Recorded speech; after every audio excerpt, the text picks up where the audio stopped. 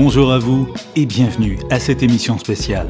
Après la murale, les projections nocturnes, les récits et la plateforme web, la Bordée, Sequoia et Atwood dévoilent les dernières facettes du vaste projet Fool qui continuera jusqu'à la mi-mai à illuminer le quartier Saint-Roch.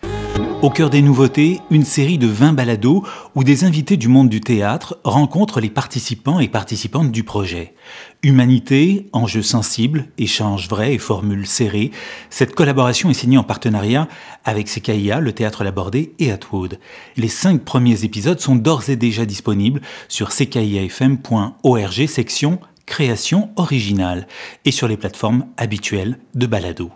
Nous écouterons le tout premier épisode dans quelques minutes, mais débutons avec nos premiers invités, Rosie Bellet, responsable des projets spéciaux au Théâtre de la Bordée, et Jean-François Bolduc du duo de photographes Atwood, créateur de la murale. Avec eux, nous revenons sur l'historique de cette rencontre.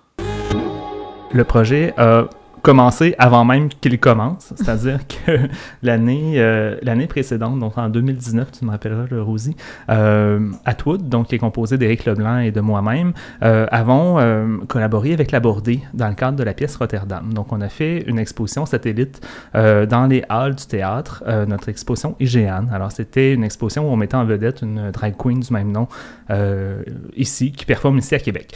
Alors ça a été une super belle collaboration, donc on a vraiment apprécié de travailler avec l'équipe du théâtre.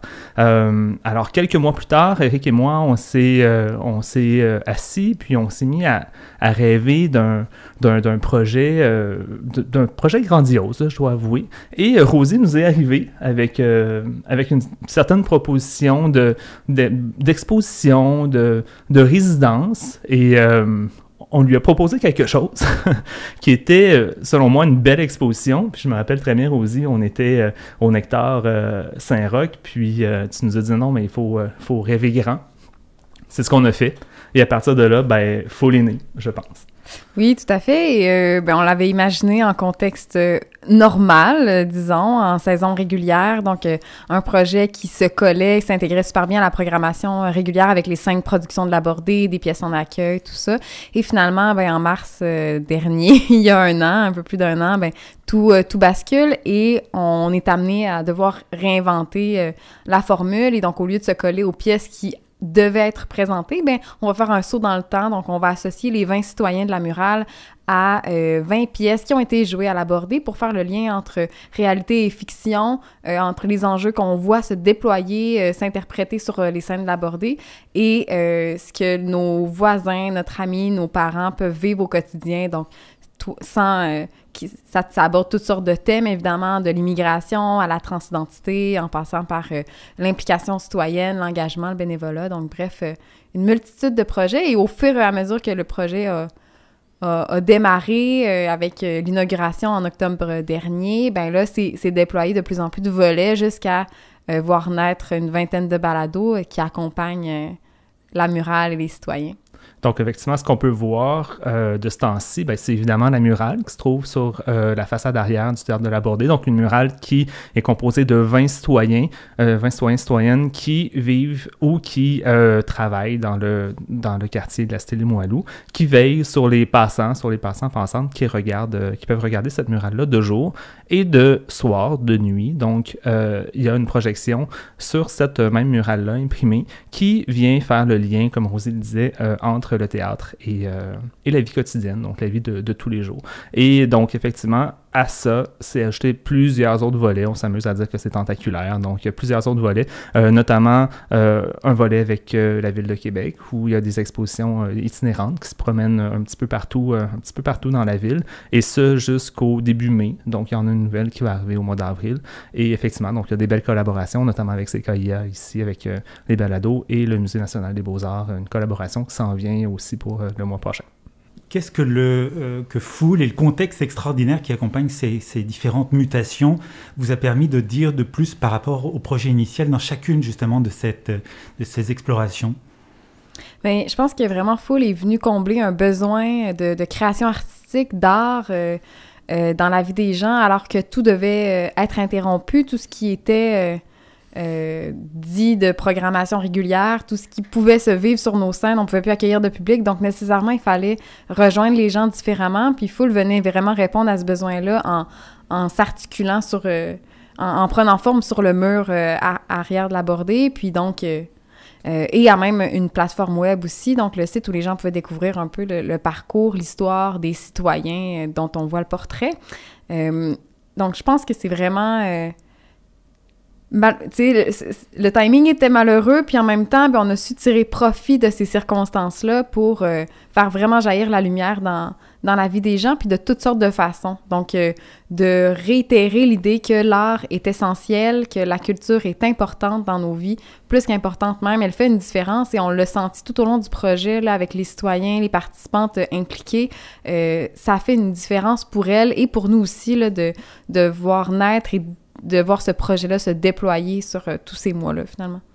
Oui, puis tu parlais de faire une différence, mais nous, on est en contact, évidemment, avec les citoyens qui font partie du projet, et à maintes reprises, les gens nous ont dit que ça leur a fait du bien dans cette drôle d'année-là qu'on a vécue. Donc, on a, par exemple, Mario, c'est un de nos préposés aux bénéficiaires. Donc, lui, il a vécu la COVID sur le terrain. Donc, il l'a lui-même contracté, mais il a vu de ses patients CHSLD décédés. Ça a été une grosse année pour lui. Puis, il nous disait que lorsqu'il a voulu participer, premièrement, il ne voulait pas participer au projet dès le départ. C'était pas un projet qui l'intéressait, mais en prenant davantage, il a décidé de participer. Puis lui, il s'est dit, c'est juste une photo, c'est pas si engageant que ça.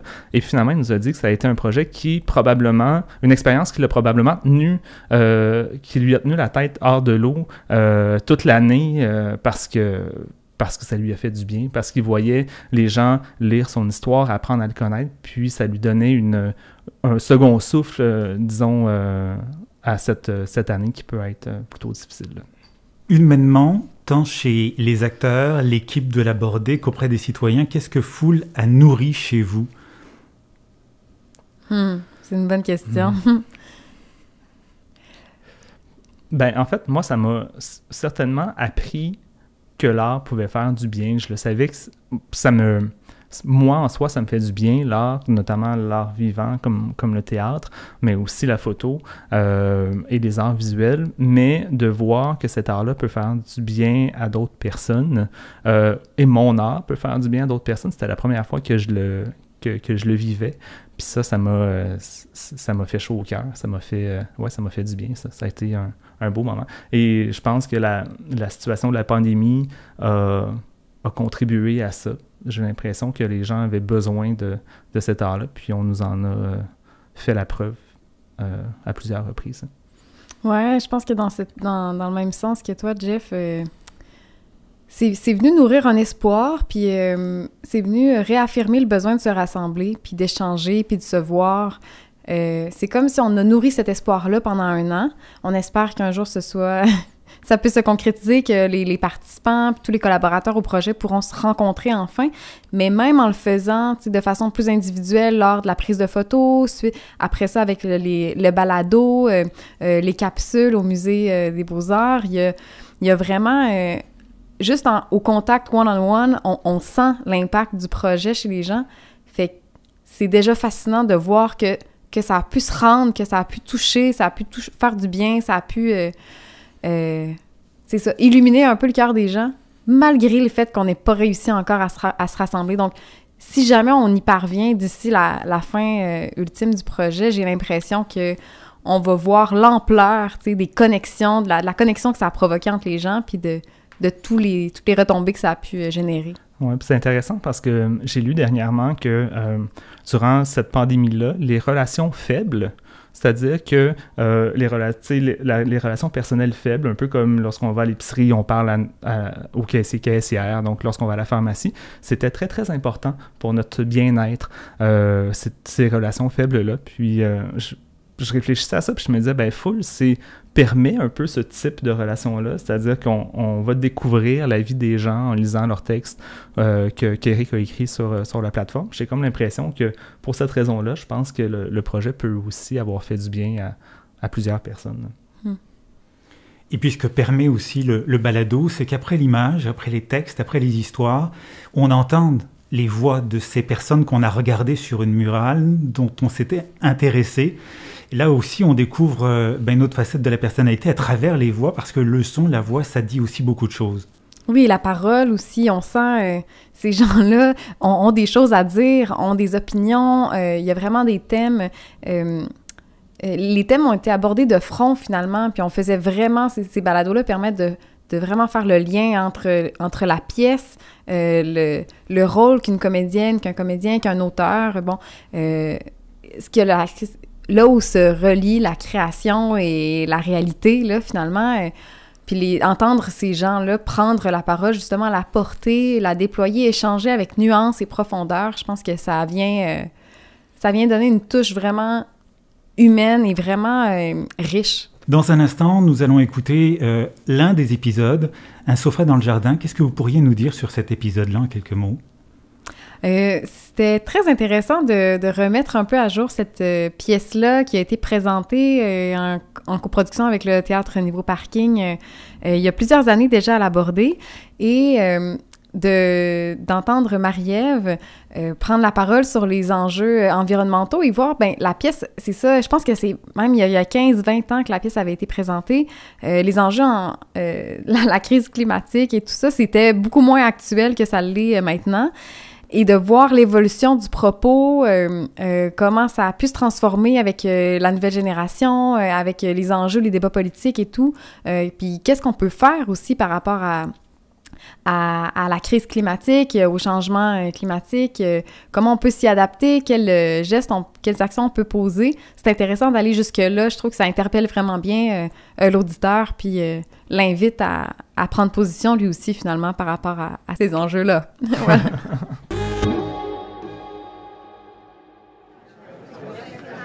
C'est le souvenir le plus, justement, le confrontant, en fait. C'est mon père qui m'avait dit, quand le bac de recyclage est arrivé à la maison, quand j'étais ado, qui m'avait dit « Si tu penses que je vais recycler mes déchets, j'ai jamais fait ça de ma vie, je suis déjà trop vieux. »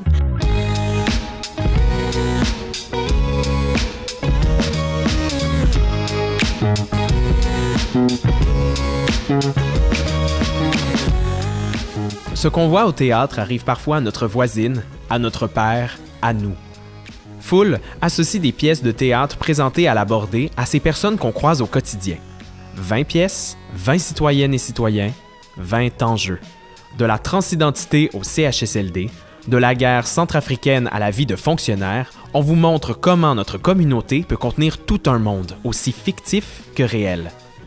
Faites partie de la foule.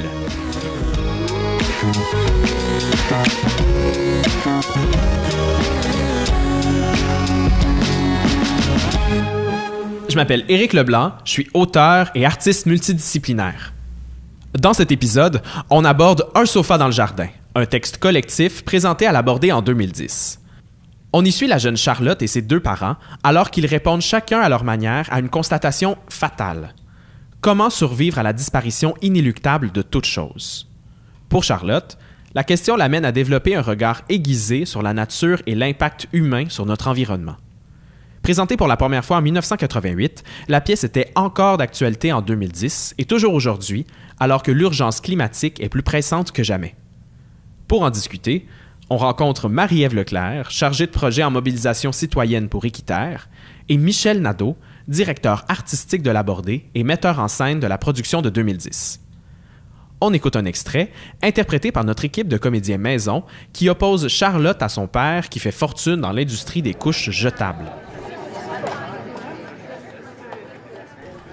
Charlotte, faut que papa téléphone. Attends un peu, papa. C'est parce que je suis occupée. Je parle avec le président du club d'ornithologie. Regarde, Charlotte, là, les couches jetables ont augmenté de 100 points. Ah ouais? C'est bon. Il faut absolument que je parle à mes associés. Tantôt. Il me reste beaucoup d'appels à faire. Ça va, là. Donne-moi ça. Donne-moi ça. Il lui prend le téléphone et raccroche. Hey! T'as rendu compte de ce que tu viens de faire? Parfaitement. Tu viens de raccrocher au nez d'un célèbre ornithologue. Ben, c'est ça. Il a coupé le sifflet. T'es même pas drôle.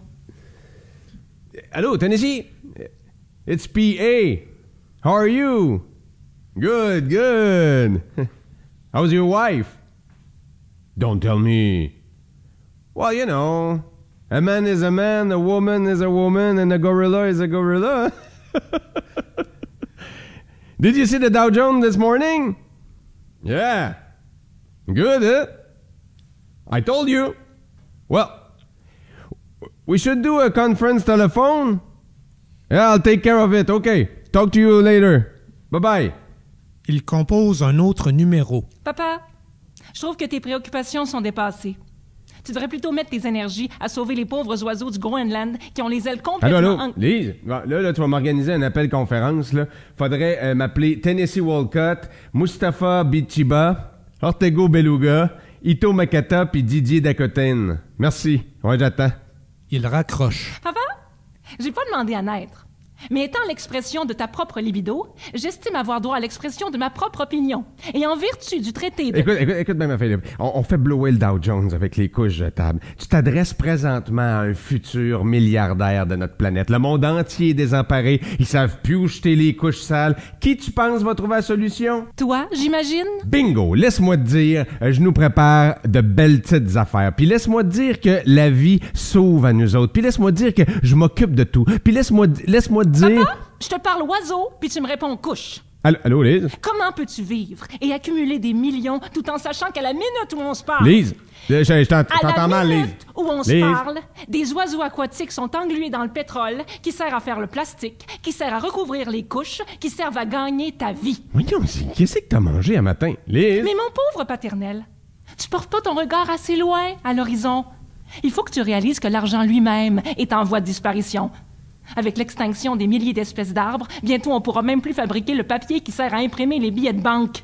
L'avenir est au troc. Hey, Charlotte, je t'ai tout expliqué. J'ai une grosse conférence téléphonique avec mes associés, là. Fait que, laisse-moi une chance. Mais auteur de mes jours, tu m'as même pas écouté. Ce que j'ai à te dire va changer le but de ta conversation. Lise, bon, dis-leur qu'attendre, là. Quand tu vas avoir compris l'essence de ma théorie... J'ai une adolescente ici, là. Bon, c'est quoi? Tu perds ton temps à faire des transactions. Oui. Il ne faut plus accumuler des biens, mais sauver la vie qui meurt. Chez Nadeau, la pièce a été présentée en 1988 pour la première fois, puis en 2010. Comment vois-tu le chemin qui a été fait sur les idées environnementales entre-temps?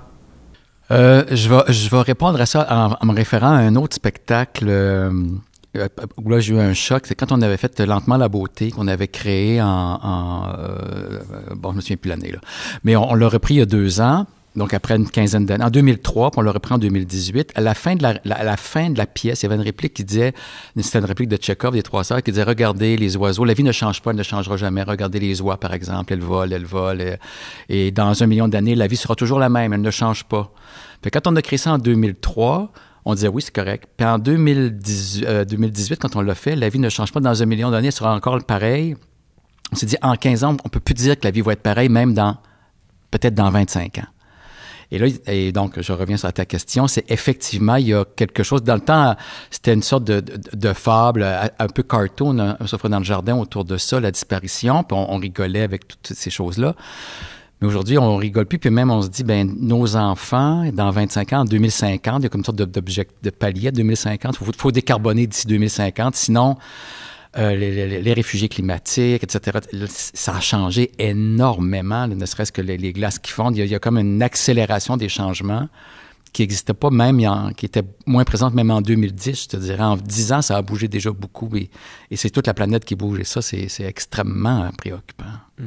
Et on n'a peut-être pas besoin de confrontation pour convaincre le monde que de juste mettre une caméra et dire « Regardez les statistiques, là, c'est extrêmement préoccupant. » Dans la pièce, c'est l'adolescente Charlotte qui incarne l'inquiétude envers les changements climatiques.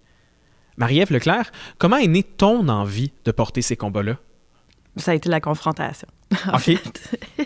Ça a été une réaction où c'est mon père... c'est ce que je me souviens, là, c'est le souvenir le plus justement le confrontant, en fait. C'est mon père qui m'avait dit, quand le bac de recyclage est arrivé à la maison, quand j'étais ado, qui m'avait dit « Si tu penses que je vais recycler mes déchets, j'ai jamais fait ça de ma vie, je suis déjà trop vieux. » Et pour moi, ça a été tout de suite, là, non, ça sera pas... C'est pas comme ça que ça va se passer. Puis non... Il y a la planète. Dans ça, là, je parlais beaucoup de la planète, l'environnement à sauver. J'avais pas réalisé encore que c'était l'être humain qui était menacé derrière tout ça.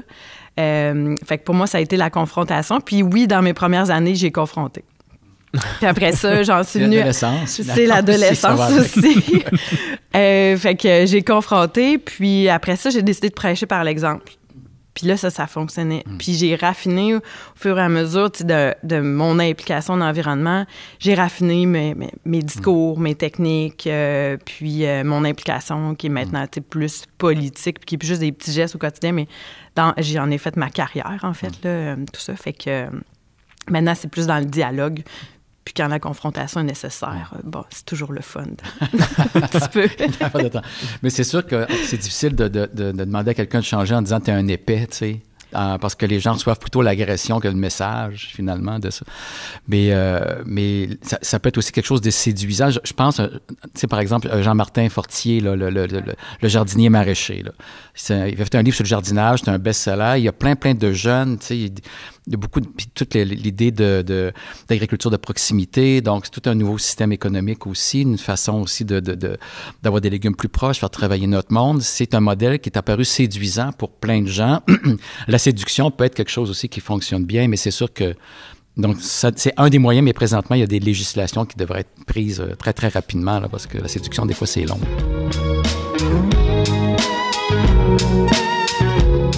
Michel Nadeau, concrètement, qu'est-ce qu'un théâtre peut faire pour réduire son empreinte écologique? On est là-dessus. On essaie de voir dans nos actions qu'est-ce qu'on peut faire. C'est surtout pour l'utilisation des matériaux, le recyclage pour les décors aussi. Il y a un mouvement éco-scénographie pour essayer parce qu'on jette les décors quand c'est fini, on jette beaucoup.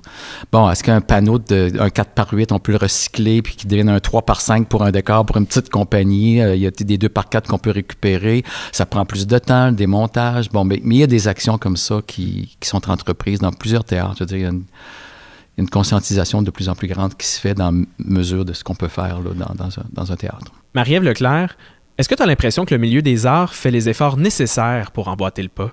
Ben moi, ce que j'ai entendu parler, là, c'est par exemple même l'industrie cinématographique. Là, il y a quelques productions que je connais ici au Québec là, qui ont commencé à avoir cette réflexion-là, en fait, là, parce que c'est tout de réfléchir en amont. T'sais, le déchet, le mot le plus facile à gérer, c'est celui qui n'existe pas. Fait que une fois que tu en as créé un, ou est-ce que tu es capable de le relouer? Est-ce que tu es capable de l'emprunter de quelqu'un d'autre? Ou est-ce que tu es capable de le transformer aussi en quelque chose d'autre? Puis à la fin, tu sais, là, peut-être que tu peux le recycler, puis à la fin, c'est de le jeter. Fait que, tu sais, il y a tous les principes de repenser, en fait, notre utilisation des ressources. Après ça, c'est réduire notre utilisation, puis réparer ou en fait, recycler, puis après ça, c'est vraiment le déchet ultime. Mais tu sais, c'est tout dans la conception, c'est dès que tu conçois la pièce, il faut que, non seulement tu as le scénario, mais aussi, tu sais, qu'est-ce que ça va générer comme input, là, autant c'est d'engager des gens localement, c'est qu'ils puissent se transporter autre chose que avec des moyens de transport polluants. Fait que c'est une façon d'envisager, en fait, même la conception de la pièce. Puis après ça, comment tu te débarrasses, je vais dire débarrasser avec des guillemets, là, mais comment tu te débarrasses de ce que tu as utilisé comme ressource. Fait que c'est un courant de pensée puis mise en application. Là. Mais je pense qu'il y a de plus en plus de conscientisation, puis les événements éco-responsables, autant du côté du théâtre, autant du côté de la scène, des grands spectacles, quand même dans le cinéma, là, ça se fait, là, tu sais, ça commence. Puis les jeunes générations, j'enseigne au conservatoire aussi, c'est sûr que le bac de recyclage, s'il n'est pas là, les élèves le demandent là aussi, là, tu sais, ils ont grandi là-dedans, donc il y a ça aussi qui est un espoir, là. Puis en même temps, c'est une préoccupation pour nous, ma génération, qui est la génération des parents, il y en a même qui sont grands-parents, mais moi, ma préoccupation, c'est qu'est-ce qu'on va laisser aussi, parce que, tu sais, à un moment donné, ça fait pas tant d'années que ça qu'on est conscient de tout ce gâchis-là. Fait que comment tu interviens, comment tu réagis par rapport à ça. Il y a le pipeline avec les gaz bitumineux qui veulent faire, parce que là, si tu fais pas ça, c'est l'économie qui va crasher. OK, c'est même un enjeu important. Qu'est-ce que tu fais par rapport à tout ça? Je pense que ma génération, c'est comme, OK, comment on peut faire pour aider pour la suite, là, parce qu'il y a vraiment une anxiété là, réelle là, par rapport à ça. Mon plus grand espoir, c'est qu'on ait assez peur. Il y a quelque chose qui nous fasse... Tu sais, comme le coronavirus, là, il y a quelque chose qu'on fait comme... Tout peut collapser, là, tout peut s'effondrer pour un petit virus. Puis c'est pas un méchant virus parce qu'on n'en meurt. C'est pas la peste, là, tu sais, tu l'attrapes, tu meurs, là. Mais mettons qu'il y en a un autre, là. tu sais, par exemple. Là. Alors, je pense que des fois, on dit la peur est la mère de la sagesse. Je ne sais pas trop c'est quoi le dicton, quelque chose comme ça. Il y a quelque chose où il faut intervenir, puis que les politiques disent, OK, là, on fait un virage ça va coûter cher, je veux dire, en mode de vie, ça va avoir des implications, mais il faut le faire, sinon on ne passera pas, là. Pour moi, en fait, c'est la prise de conscience. Puis le désir de passer à l'action, de faire quelque chose, en fait. Parce que, tu sais, la peur, on lit tous les rapports, là, c'est tout là. Puis là, on l'a, la pandémie, là. Puis, tu sais, les cow-boys fringants, si vous, vous regardez là, tout ce qu'ils ont prédit, là, la montée des mers, les pandémies et tout ça, moi, je la chante, en fait. Puis je suis comme, ben oui, mais ça fait 20 ans que cette chanson-là existe. Puis les rapports du GIEC, tu sais, ils sont là, ils existent. Fait que la peur, on devrait l'avoir maintenant, mais des fois, on a trop peur, justement, puis ça nous parce qu'on a peur, mais on sait pas quoi faire. Fait qu'on passe pas à l'action. Mais maintenant, là, tu sais, vous l'avez bien dit, tu sais, les jeunes sont sensibilisés au recyclage, puis là, ils arrivent, ils sont en théâtre, puis ils disent, mais où est le bac de recyclage? Ben, c'est la même chose, que tu sois architecte, que tu sois en médecine, que tu construises des routes, que tu sois ingénieur. C'est maintenant que tu dois te dire, c'est ça, ces façons de faire-là, était de 1950, puis tu sais, des années 2000. Maintenant, en 2021, c'est plus comme ça qu'on fait les choses parce qu'on connaît les scénarios, puis on se dirige directement dans le mur. Maintenant, changeons la trajectoire du Titanic. Allons-y tous ensemble plutôt que de jouer de l'accordéon sur le paquebot, tu sais. Découvrez tous nos épisodes. Cherchez Fool sur votre plateforme de balado préférée. Fool, c'est plus qu'un podcast. C'est aussi une murale et un site web. Rencontrez nos citoyennes et citoyens et nos pièces à l'honneur. Rendez-vous sur fool.labordé.ca ou derrière le Théâtre Labordé, coin Charest et Dorchester à Québec pour voir la murale et sa projection nocturne. La murale prend fin le 15 mai 2021.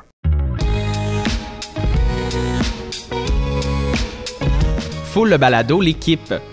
À la prise de son et au montage, Pamela Bisson. À la conception sonore, Mathieu Doyon. À l'interprétation des extraits de pièces, Emmanuel Bédard, Frédéric Bradet, Lise Castonguay et Mathieu Bérubé-Lemay. À la réalisation, André Chouinard. Fool le balado est une production du Théâtre Labordé et Atwood, un duo de photographes formé de Jean-François Bolduc et moi-même, Éric Leblanc. Cette production est faite en collaboration avec CKIA. Ces balados sont rendus possibles grâce au soutien du Conseil des arts et des lettres du Québec et du Conseil des arts du Canada. En terminant, il est important de reconnaître que l'enregistrement de ce balado s'est tenu sur le Neon Wentio, en territoire non cédé Wendat. Faites partie de la foule. Vous venez d'écouter en avant-première l'un des épisodes de la série Fool, réalisé donc en partenariat avec CKIA, Atwood et le Théâtre de Labordé. Retrouvez tous les épisodes sur ckiafm.org, section création originale et sur toutes les plateformes vouées au balado. À raison de 5 épisodes par semaine, le contenu sera proposé en fonction de thématiques ancrées dans l'action. Agir, prendre soin, être et devenir. Dans ces balados animés par Éric Leblanc du duo Atwood, les citoyens et citoyennes du projet échangent avec des artistes ayant participé aux pièces auxquelles elles sont liés. Entre autres, Pascal Renaud-Hébert, Emmanuel Bédard, Isabelle Hubert et Ariel Charret se prêtent au jeu. Figure populaire et bien connue des Québécois et des auditeurs tant de Radio-Canada que de CKIA, où il officie depuis 2 ans, André Chouinard est le réalisateur de la série de balados Fool. Vous allez l'entendre, l'éternel passionné est inarrêtable quand vient le temps de parler de Fool. Vous êtes le réalisateur de la série de balados Fool. Comment avez-vous construit les 20 épisodes de cette formidable aventure tentaculaire, André Chouinard? Bon, on s'est dit qu'il fallait pas trop allonger les balados parce que la tentation, elle était là parce qu'on a obtenu par entrevue là, des témoignages fort intéressants. Les gens comprennent bien qu'il y a 20 pièces de théâtre associées à 20 citoyens qui ont tous un lien avec les pièces de théâtre. Et ce que j'ai trouvé remarquable, moi, en me plongeant dans cette matière-là, c'est très souvent, on a demandé aux comédiens, parce que les citoyens étaient devant un des artistes de la production, et très souvent, on a demandé aux comédiens ou encore metteurs en scène, les gens de théâtre, Et l'appropriation, qu'est-ce que vous en pensez? Parce qu'il est beaucoup question d'appropriation culturelle dans ça. On se souvient de l'épisode de l'été il y a 3 ans. Et aujourd'hui, les comédiens ont une réflexion très intéressante à ce sujet-là. Ils n'ont pas l'impression de faire de l'appropriation, mais c'est vraiment une question qui les intéresse. Vous allez voir ça dans certaines certains des balados. Je vous invite à écouter un qui est tout à fait extraordinaire dans la série des 20 balados. Il s'agit de Regard 9 pour le chiffre, et vous allez avoir l'occasion d'écouter le témoignage d'un Congolais qui a vécu l'exil avec sa famille. Du Congo, il est passé au Tchad et il a vécu énormément de malheurs, et il nous raconte tout ça à sa manière, à son rythme à lui, cet épisode difficile qu'il a amené dans la ville de Québec des années plus tard. Alors, son histoire à Faustin est vraiment fort intéressante. Alors, c'est dans la pièce Regard 9, et le comédien qui lui était associé, il s'agit de Régent Vallée, qui aujourd'hui, en raison de la pandémie, Pascal, est obligé d'aller travailler justement dans les CHSLD comme préposé aux bénéficiaires. Et à ce titre-là, il a rencontré beaucoup aussi de gens qui viennent de l'Afrique, des gens comme Faustin. Et lui-même n'en revenait pas d'entendre le témoignage de Faustin qui était à 2 mètres de lui, là. Alors, on a vraiment des bijoux dans cette série. Par exemple, assez intéressant d'entendre une conversation entre un comédien qui a interprété un peintre et un véritable peintre qui était devant lui. Alors, il s'agit de la pièce Rouge, qui raconte l'histoire, c'est une pièce biographique d'un peintre américain, Rothko. Et il y a Denis Jacques qui est là. Denis Jacques, c'est un peintre, portraitiste, professeur à Québec, qui a une longue expérience. Et on l'a fait jaser avec Michel Nadeau, qui, lui, a interprété, en tant que comédien, le rôle de Rothko, comment il s'y est pris. Parce qu'il fallait quand même peindre sur scène des œuvres géantes. Et la conversation a été fort intéressante sur le plan de la technique de la peinture, l'honnêteté, le sens commercial de la peinture, et tout ça. Alors, ici, je vous invite donc à regarder, à écouter le balado Rouge. Nous avons aussi Trainspotting. Les gens se souviennent sans doute du film. La Bordée a déjà présenté il y a quelques années une version ici à Québec de Trainspotting, où l'action se passe à Québec et non pas en Angleterre. Et un des invités de ce balado, c'est quelqu'un qui a vécu l'enfer de la drogue. Et il a même eu l'occasion de voir Trainspotting. On l'a amené, on l'a encouragé à aller voir Trainspotting dans un moment où il était déjà en rémission. C'est quelqu'un qui en est sorti, puis qui fait de la musique aujourd'hui, puis collabore justement avec des productions de théâtre à Québec. Alors on a ici un très bel exemple d'un type qui s'est pris en main et qui nous raconte. Comment il a réussi à faire tout ça. André Chouinard, la radio et le théâtre, c'est un mariage heureux et ancien, bien que moins populaire ces dernières années. Le succès de la pièce Rouge, coproduite par La Bordée et CKIA, a montré que les gens avaient soif de radio-théâtre. Et c'est un peu ce qu'on va retrouver dans cette série de 20 balados, c'est ce rapport, donc, grâce au balado, entre le son, la radio et le théâtre, la scène. Ouais, voilà, comme la manière dont on s'est pris pour qu'on soit un peu au théâtre, quand même, dans un balado d'une 15-20 minutes, il y a toujours des extraits. Alors, la pièce choisie, il y a une équipe de comédiens maison qui a enregistré les extraits de pièces. On a tout ça, là. Chaque balado a ses extraits de pièces. Et des comédiens interprètent donc un passage qui dure à peu près de 2 à 3 minutes. On envoie ça dès le départ, avant la conversation avec nos citoyens et comédiens, pour les mettre dans le bain. Alors c'est de cette manière-là, c'est bien fait. C'est pas très long, ça se prend bien, bonne musique. Je pense que les gens vont aimer le rythme de ces balados en général. Ça se fait très bien parce que le théâtre, c'est des idées, hein.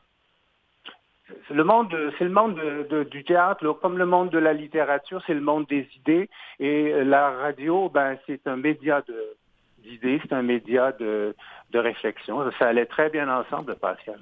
Ah ben justement, littérature, radio, théâtre, c'est pas mal ces ingrédients-là que l'on retrouve, car il est question évidemment de texte. Merci beaucoup, André Chouinard.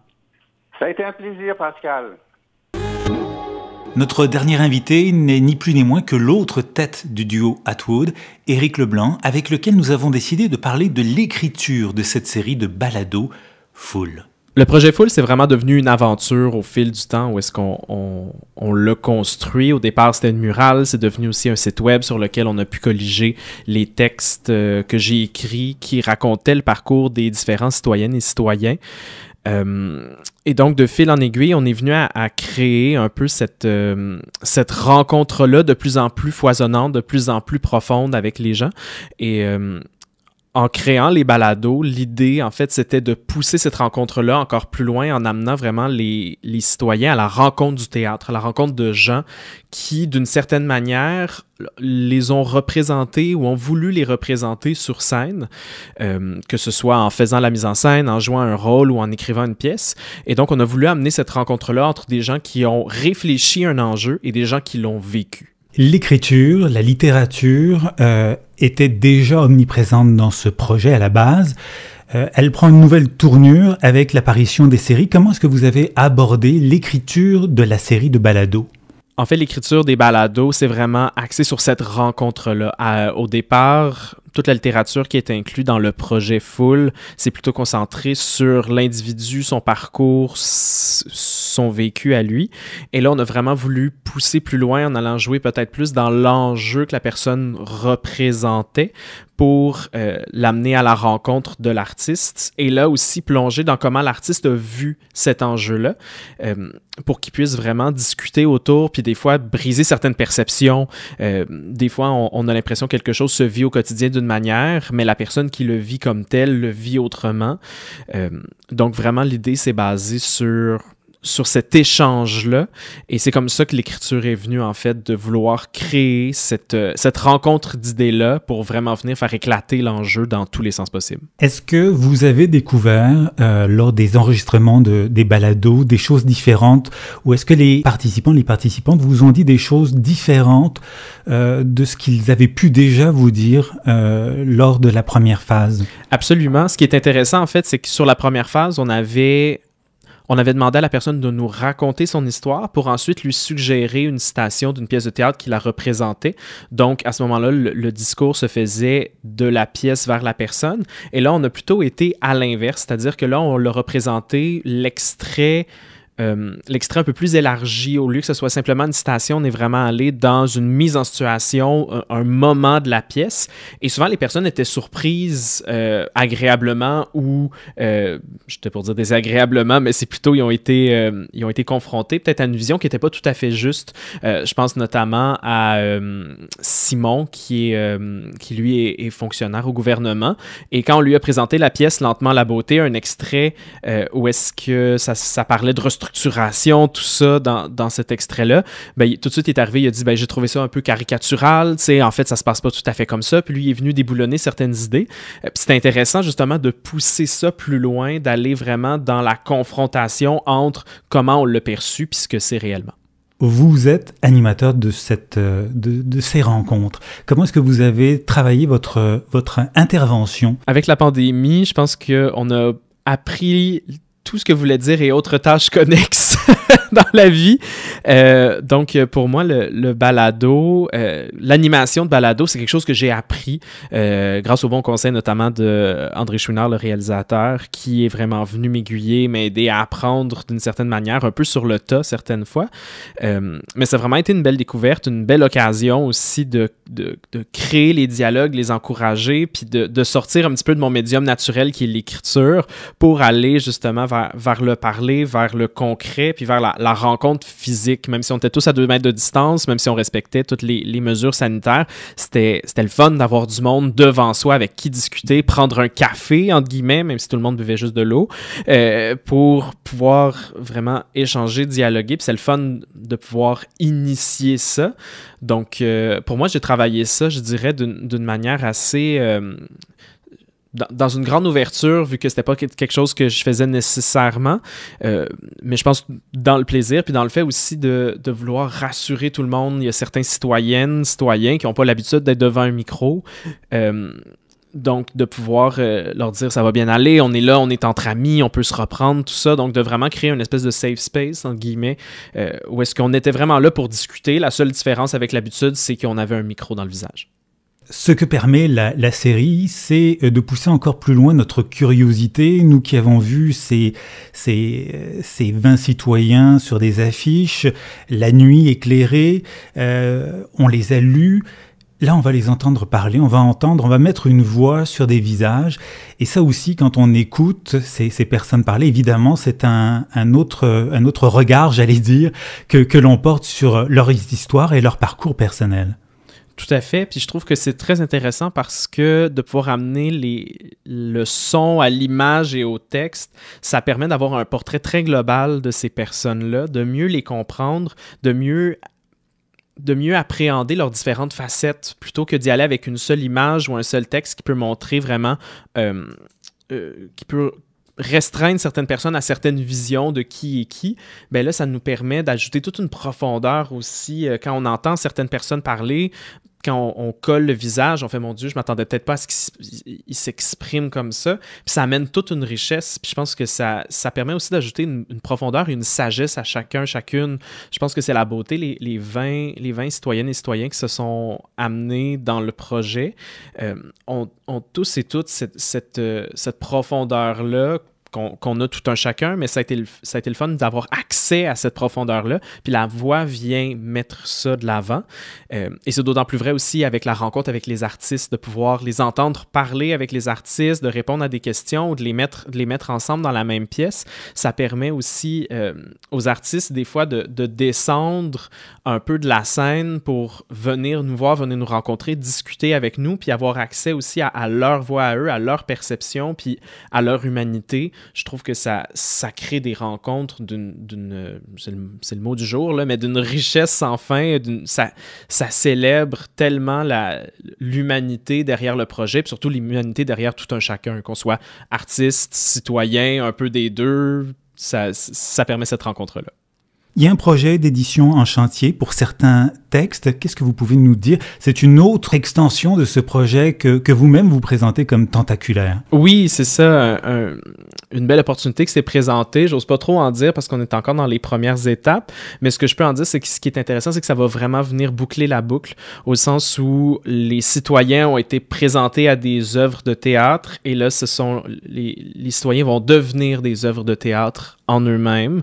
Donc, il y a 3 citoyens qui vont avoir été choisis pour devenir des monologues. Donc, ils vont pouvoir être proposés à des artistes qui vont vouloir les mettre en scène, les créer. Et en fait, ces 3 monologues-là vont venir s'inscrire dans un recueil plus large d'initiatives théâtrales et tout ce que le théâtral pouvait sous-entendre dans le temps de la COVID, c'est-à-dire se renouveler, essayer de trouver des nouvelles avenues pour aller à la rencontre des gens et que les gens viennent à la rencontre du théâtre.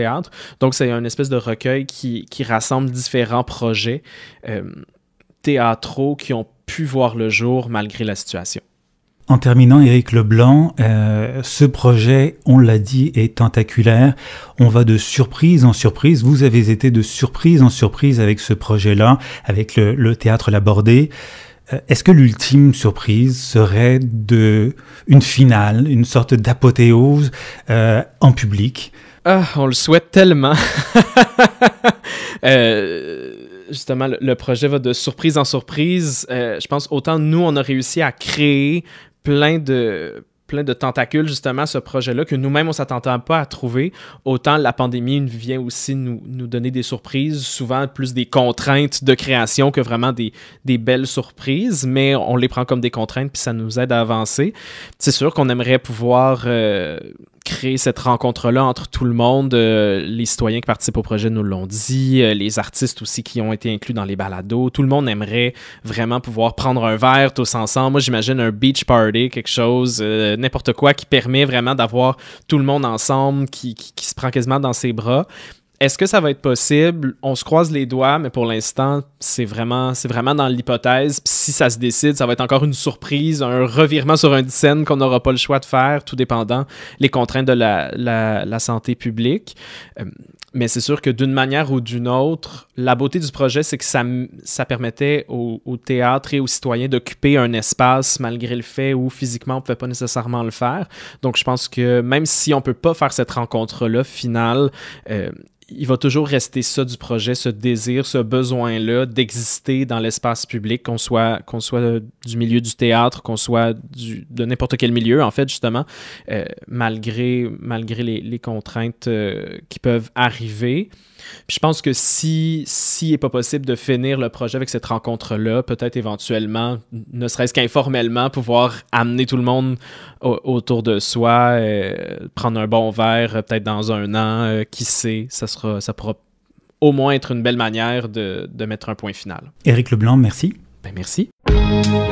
C'est la fin de cette émission spéciale sur cette nouvelle série Full, une série de balados que vous pouvez retrouver sur le site de ckiafm.org dans Création originale, dans la section Culture et bien entendu sur la plateforme du théâtre L'Abordé. Je vous invite d'ailleurs à vous abonner à cette série pour y découvrir donc le théâtre et la communauté, les liens tissés entre l'art et les citoyens. Merci d'avoir été à l'écoute de cette émission spéciale. Quant à moi, je vous retrouve dans quelques instants pour CKIA le journal. Bonne journée à l'écoute de la radio généraliste et progressiste CKIA. Attention à vous.